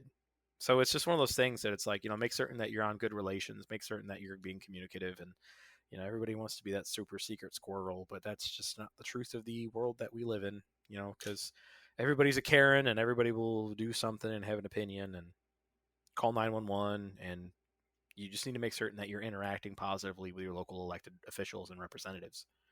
And it boils down to community interaction. No matter what you do, it just boils down to community interaction, because that is the segue to get you anything that you need or want. That's the truth of the matter. If you want to train on private locations, public locations, or whatever, just say, hey man, can we do this here, and that's it. So put in the work. For sure. I out here in the West, like, we have a lot of freedom with where we can go and train, but that was something I was curious about on the East Coast, because when you look at public land in the US, there's a little bit of a disparity between like the Southwest and all of the West in general, and out East. But I mean, seems like you guys find decent enough spots, so thank God. Yeah, good PR helps us out, so. For sure.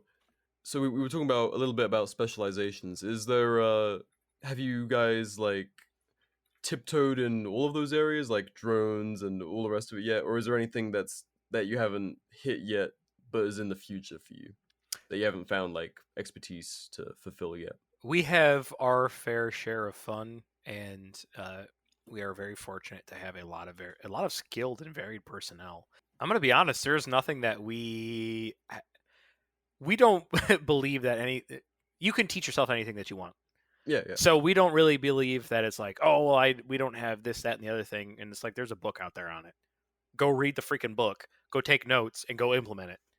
If you need it, just make it happen. Yep. And then fine tune it, and then ask for opinions and advice on when that expertise does come along. So it's just that kind of thing that, regardless of what obviously you're not going to be able to just be like, all right, I'm a pilot now. That's not how that works. Manifest it. Hey, I mean the Wright brothers did it, but I mean, yeah, that's true. All those hours in War Thunder are going to pay off.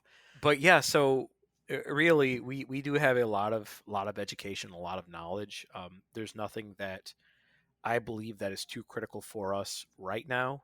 As always, medical personnel are always in high demand, but we are working on our own way to. Our medical officer is establishing a basic principles to obviously self and buddy aid and stuff like that, but also developing not necessarily our own like EMT school at home, but EMT school at home kind of deal, and working with a lot of guys from guerrilla medical or guerrilla medics that are in Europe. Sorry, it's European medics. Let's just edit the rest of that garbage out.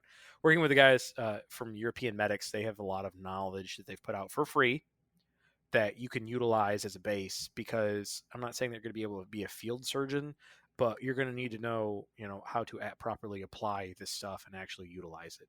I'm not a medical expert by any means. I'm just giving a summarization, but I'm again blessed with amazing medical personnel. I don't know. I said, hey, who needs? I asked for men, and Appalachia said, okay, here you go. Here's what I can offer you. That it's a great mentality to have. I mean, from people just going out and acquiring the skills and knowledge they need, and also just showing up and being able to be teachers, because plenty of people can have specialized knowledge, but it does take a certain person to be able to pass that on and proliferate that. So that's our favorite word this episode: Proliferation. Absolutely. But no, that's crazy how fortunate you guys have been with your setup. Yeah, But it comes down to good planning, I'm sure. It does come down to good planning and just figuring out what doesn't work. And if an idea doesn't work, we just throw it away. We don't stick with it. We don't believe in that. Our tradition is efficiency. if I had to say anything, that is what we keep to. We try to be as economical as possible when it comes to what we do, because all these guys, they have lives outside of this too, and we have to be mindful of their time with their family. And we'd get out every weekend if we could, but that's just not possible. So we just do one weekend a month. And we have extended field training exercises as they come up, but it's just one of those things that it just is what it is. For sure. It's a pretty, and don't take this the wrong way, but a pretty straightforward organization in all the best ways. It's very, very sensibly organized by the sounds of it, and very straightforward in your mission. There's not like like you guys are just on it.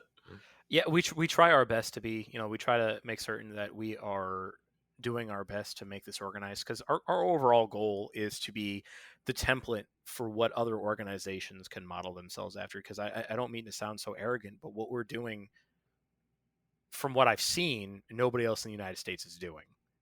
Yeah, no, that's exactly why we wanted to bring you on, because it's like there is a lack of, and it really does come down to the unsexy side of things. The like gray admin work makes all of this much sexier stuff possible. Yeah. Like having a company of dedicated dudes who give a shit about each other and give a shit about responsibility comes down to great admin. And you tell a bunch of guys that they want the Gucci'd out AR, and they want to look good using it. It's like, okay, well, you're gonna have to do a bunch of stuff that isn't like what the Instagram operators are gonna be preaching, like split times and stuff. Like, no, you're gonna be sitting down and like deciding who's good at what, and deciding duties, and kind of figuring out how to make all of that stuff work as a unit. Not, you're probably gonna have spreadsheets and notepads and lesson plans and all sorts of stuff that it is not blasting away at targets and doing all the cool stuff. And that's one of the things. Is like, that's why we love having a photographer as well, because it's like we have a lot of guys that look just absolutely drippy. Like they just have their aesthetic down, and getting them, in maneuvers or movement or even just hanging around, like we will embellish photos as anybody does. If you believe all of those Instagram photos are real, legit, like in the second, none of them are. All right. But they look good, and they look clean, and they look cool. And that's one of the reasons why having a photographer, in our opinion, is very important, because it is the cool stuff that does get likes. that'll draw people in, especially younger viewers, and they'll see like, man, this looks super cool. I wish I knew how to do that, or I wish I could do that. And then they see, hey, wait a minute, all I need to do is be 18, be a responsible citizen, and show up for a minimum and abide by these agreements that are reasonable. And I'm in. I can go out and do that. And it sucks that I'm out here and I don't know anybody for my first FTX. But after that, the biggest thing that has people returning for field training exercises is not looking cool. It's interacting with the people that you're learning to love. It's interacting with your brothers and interacting with people that that you're going to feel comfortable if you ever have to leave and go do something, that you can call and somebody's going to be there for your family and make certain that they're taken care of, because nobody else is going to do that. It's just not something that's going to happen. But I know that if I'm out like at work or something and my wife calls me and says, hey, there's something really weird here, I know that I could literally have a squad sized element at my door within 30 to 45 minutes. I love and that. they might be wearing flip flops and t-shirts and shorts, but they got their plate carriers on ready to go.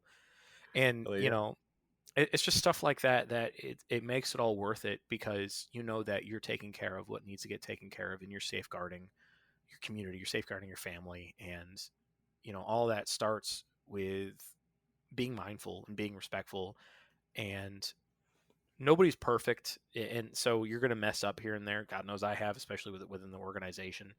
But as long as you learn from it and keep moving forward and be honest with yourself and have that level of integrity that you could tell your guys when you messed up and tell yourself when you messed up, and go seek that knowledge, there's nothing that you cannot do. And I'd also be kind of remiss if I didn't mention a huge influence in founding the organization. Regardless if you like them or not, I do not care. Lucas and Isaac Botkin from T-Rex Arms. I have listened to their podcast. I have taken a lot of influence in what they do, especially when it comes to the history of American culture. When it comes down to the nitty-gritty stuff. I'm a field engineer, so that's what I do professionally. So a lot of my time is spent driving, and I'll listen to various things, and I'll listen to things that are correlative within my work environment and stuff like that, so I can make certain that I'm on the up and up. But I started listening to them, and there's a lot of good wisdom there. And so I just wanted to give a huge shout out to them. I don't care about anybody's opinions on them. I'm not here for that, but I got a lot of influence from them, and I have to pay respect where it's due. No, quite right. And local boys, Tennessee boys, but yes, they are. More to come. Oh, well, I like the sound of that.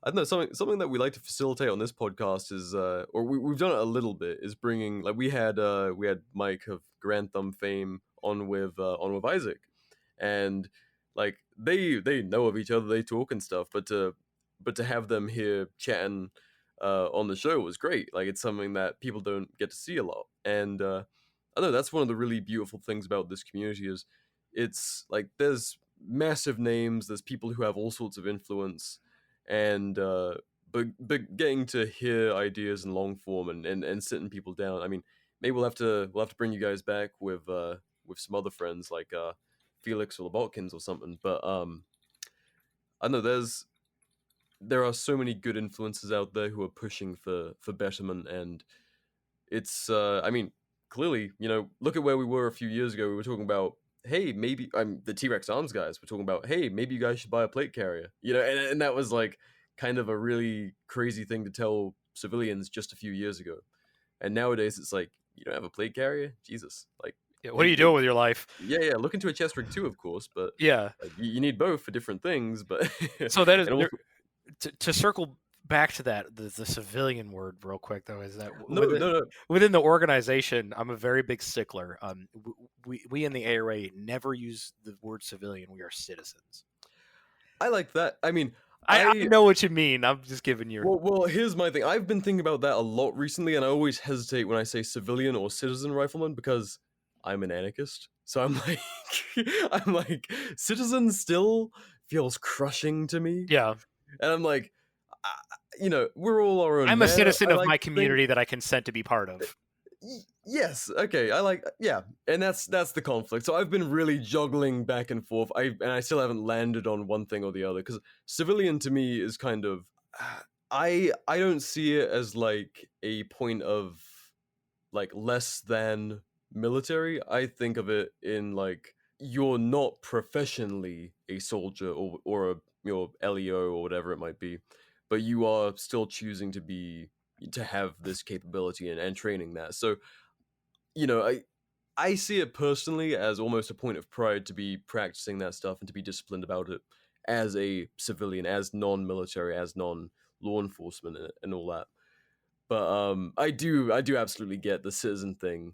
I just want to change a lot of. I know that there's a lot of people that are like first responders or a lot of military guys that use it in a derogatory fashion. No, absolutely. And that is one of the cultures that I really wish would just die, because like it's like, oh well, civilians can never do blah blah blah, and it's like, hey man, they literally are. Yeah. They're training more than you are, who sits in a fucking office all day. Ain't that wild? But nobody wants to have that conversation yet. We're getting there. We're getting there, and we're getting there, by God. And when we have it, we're gonna make a lot of people upset. Hey, we can make a lot of people upset right now. We always do. That's what this show does best. But no, I think it's a great point to make, because there should be a conscious decision around language like that, and that's something that is being challenged more and more when there is discussions of like, oh well, what do civilians need that for? And it's like, fuck you. Like, absolutely. And it's kind of a rich culture of needing these things. It's the difference in between like using the word democracy and the word republic. Yeah. In my opinion, because you'll hear a lot. There's like democracy this, democracy that, and it's like, that's crazy that we are a constitutional republic. We are, but I don't want to get too into that one. But it's just one of those things that it's like, it's semantics, except when there's intent behind it. Yes, absolutely. Like, if you're personally, for me, like I said, from my position, I use them somewhat interchangeably, but I absolutely get the need to differentiate, especially when we're trying to change the opinions of people who would say civilian, derogatory, or as lesser than. Yeah. But no, language is important. But I love that you guys are very aware of your PR from good spokesmanship, as well as having a photographer, because that's something that I try and do myself with our little group, is our little excursions. Like, if X amount of guys go in the woods for the weekend and there's no pictures, did they even go? Yeah. Like, seeing is believing, and if you're actually showing like, hey, we went out and did some cold weather stuff, like, and here is us doing it, that's a bit different than just saying like, hey guys, layering is important. Yeah, and that's one of the things is like in my monkey brain as well, like knowing that I got friends out there that are doing some cold weather stuff, but they're hanging out by the fire and they just cook their meal. It makes me want to go do that. In my monkey brain, it says, okay, I need to go do that right now, right this second. I will go grab my pack and I will go outside. That is what I need to do. No, seriously. When I started seeing people getting out, and because we didn't have snow as early as the East Coast types or our more northern friends, all of us Arizona boys see everyone playing in the snow, and we're like, well, fuck, we want to do that. Like, we want to practice a bit of that. And finally, we got some snow, and it's like, all right, we're getting out there. We got some snow to play in. Yeah. But yeah, so is there anything else that you have for me? Any other questions, comments, or concerns? So many concerns. Yeah, I agree. It seems very dangerous to have a bunch of guys out there in the woods. It seems super dangerous. The only issue that I have is nobody's hydrating. Motherfucker. Are they at least changing their socks? We are truly testing our medical capabilities by losing brain cells. So we have this thing where it's a consistent joke within the ARA is we have what's called, if you're familiar, GMRS communications is just a frequency band. It's just there it's just a set frequency to communicate on. And within the ARA, we say GMRS because it's God made Ranger stupid. Whenever we do a thing that it's like, oh, well, shit, I should have remembered to do that, and I didn't. And then it'll come out of nowhere, and somebody will be like, hey, man, GMRS, you'll have that. And then for exceptionally stupid moments, you'll have GMRR, which is God made Ranger, the other one, the more excessive one. I don't want to be a derogatory or offensive to anybody, so I'm not going to say that. Save it for the field. Yeah, save that for the field. But it's just one of those things that, if you're developing your culture in your organization, in your group, make certain you're also developing your culture. You make certain that you know what your culture is. Like I mentioned earlier, we have a fantastic chaplain, And I myself don't share the same religion that he does, but we have a significant amount of Christians.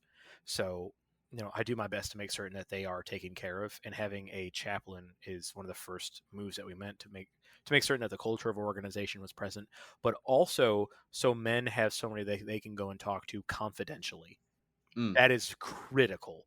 If they're having something rough going on in their lives, they know that they can go to our chaplain and have a conversation with them. He's not there just to take care of the Christian spirituality. He's there to take care of the soul of the organization and our fighting spirit. That's very cool. That's something that a lot of people wouldn't consider. Yeah. Well, I mean, it's just one of those things that it's overlooked, and they don't know where to start at, but they know that they have a rifle, they have a plate carrier, and that's it. And they like mountains.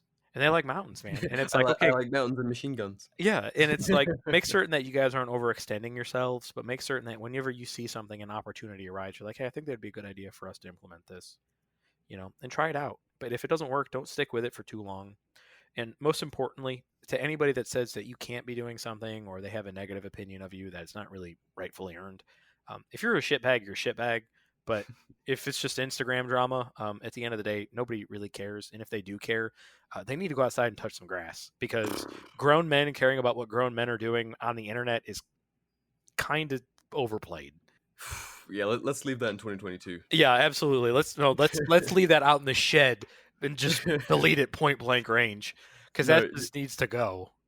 Genuinely, I do think we're getting to a point where people are starting to just disregard the drama. Like, people are seeing it for what it is, and kind of like, things are too serious to be caring about man drama on Instagram. That is some really that's some insane stuff.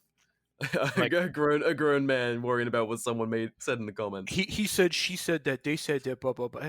Who cares, dog? Like, nobody. Get out there with your boys. Yeah, get out there with your boys. Just put in the work. And at the end of the day, these people that you may have a problem with today might be the people that you're going to be forced to work alongside tomorrow.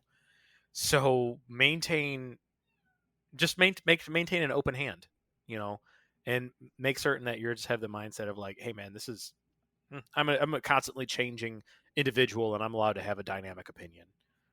Quite right. So yeah, that's I don't know. That's just a little bit about that. Interpersonal communication goes a long way. For sure.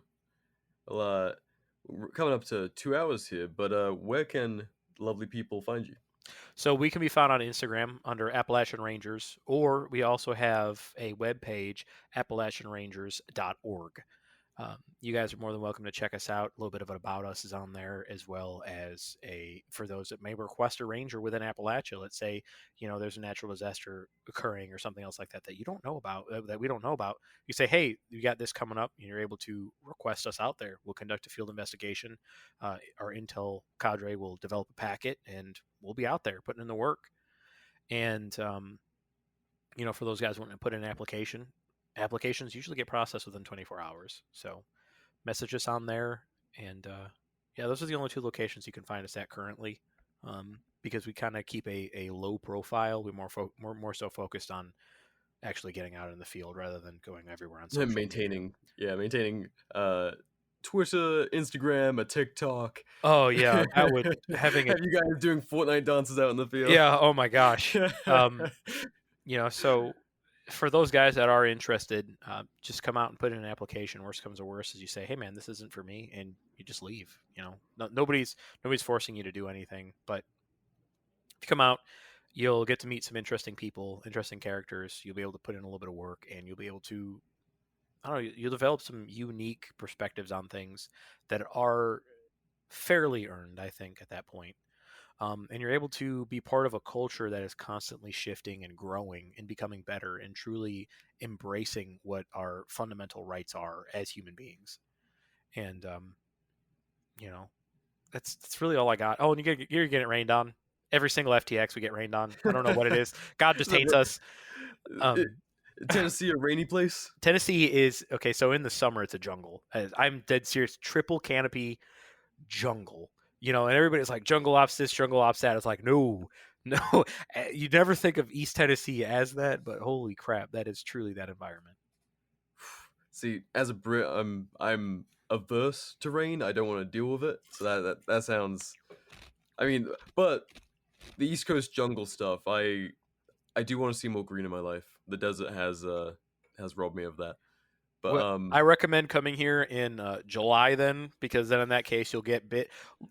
Fortunately Get for us, one of our leaders seems to attract every single spider and tick in the Tri-County area. So if you come out, you'll be safe. as long as they're with you. As long as he's with us. So that's one of the fortunate parts. But yeah, you got anything else for me, brother? Yeah, I was gonna say, you guys, it's kind of people within 4 hours of Knoxville for anyone that wants to send in an application, right? So it's 5 hours. We've 5 expanded hours. our operational radius just because we have done a little bit of testing and we realized that truly is something that could work out. So the radius is now 5 hours around Knoxville. Very cool. We could post something on Instagram and make a little detailed outline saying, hey, if you live in this area, put an application. Our minimum field training exercise attendance is 1 field training exercise every 90 days. It's very lax. If you can't come out for 28 hours once every 90 days, God help you. live a weird life. Unless you're obviously like a truck driver or something else like that, or like you're constantly traveling outside the states. We understand that situations do occur. The biggest thing for when you come out, though, is I want to know that you give a crap, and we'll allow exemptions based upon your ability to communicate and your ability to give a crap. Obviously, if you're in chat all the time and you're putting in the effort and you're sharing knowledge and you're interacting, and you miss an FTX because you got to go to something that's important for your family, you're fine. Nobody gives a crap about that.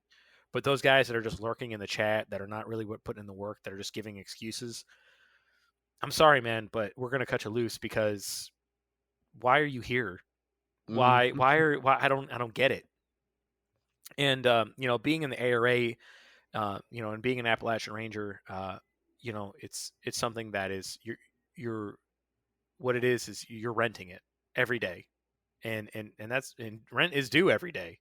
You got to come out and you got to actually give a crap, because nobody else is going to do it for you. And this is not we're not a social club. We are a part of what we do is a martial fraternity, though. So we're just not all about the superfluous nonsense. Hell yeah. All right, well, I got one last thing before we go. Can you give the people listening some dad advice? If I had to give you some dad advice, go talk to your neighbors, go talk to people in your communities, and realize that the world is not what is portrayed on media, and people are not a whole lot different than you are. They have the same fears, they have the same concerns, they have the same loves, they have the same basic human problems that you do. Do not develop an opinion of somebody based upon what somebody else has told you. Spend your time to develop your relationship with whatever it is that may be, so you're also enhancing your own emotional intelligence, because when you have children, you're also going to have to educate them on the same way. So being a good person, it should be the goal. Yeah. Translates to being a good parent. Yeah, absolutely. Because then, we're going to be kind of keeping that good ball rolling, where it's like, you got a good kid, they're going to influence a couple good people, and they're going to influence people. And then suddenly you got really great things happening all over the place, because you didn't let a bias occur in your head that you just don't let it fester, don't let it grow. Hell yeah. Well, thank you so much for coming on, man. It's been great chatting, and I love what you guys are doing. I'm sure, give it a year's time, or you guys are on the up and up. I love seeing what you guys do, and hopefully we start seeing other organizations pop up with similar kind of ethos and approach to assembling and training and doing positive things for their community and reinforcing that citizen rifleman culture. That's the goal. Everybody get out there, put in a little bit of work, and start to develop that culture a little bit more. And if anybody needs anything, feel free to message the page. I'm not always able to respond immediately, and sometimes messages go unseen because Instagram is a weird place. But I will do my best to be attentive to those messages from those organizations seeking assistance. All I ask is that you just make certain that your question is fairly clear, so I could give you the best answer possible, or direct you to the best answer possible. All right. Well, thank you so much, man, once again, and thank you everyone for listening. Thank you, sir. I hope you have a good rest of your evening, and thank you everybody for also listening to this podcast.